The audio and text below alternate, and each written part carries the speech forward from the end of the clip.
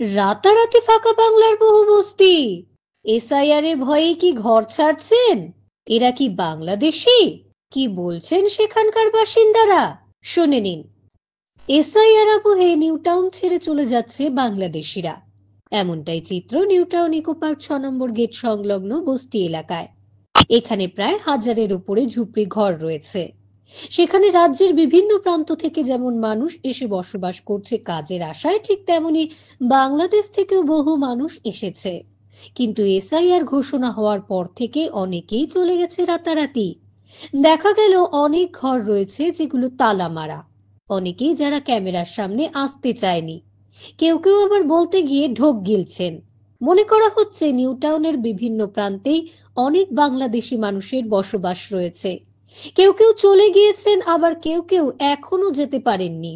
বিরোধীরা বারবার বলছেন এসআইআর শুরু হলে চিহ্নিত করা যাবে অবৈধ অনুপ্রবেশকারীদের।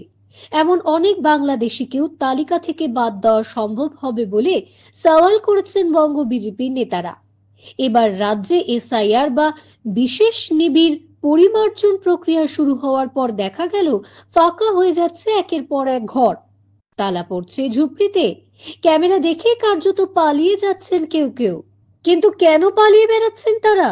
জানা যাচ্ছে রাজারহাট নিউটাউন বিধানসভা কেন্দ্রের অন্তর্গত ইকো পার্ক সংলগ্ন ঘুনি উত্তর মাঠে হিটকোর অধিগৃহীত জমিতে দীর্ঘদিন ধরে বসবাস করেছেন অনেকে। বাকি বাসিন্দাদের প্রশ্ন করে জানা গেল বাংলাদেশ থেকে এসেছিলেন তারা। অনেকেই এদেশে এসে ভোটার কার্ডও বানিয়ে নিয়েছেন, দিচ্ছেন ভোটও। তাহলে হঠাৎ পালালেন কেন? এসআইআর হচ্ছে বলে উত্তর দিলেন তারা।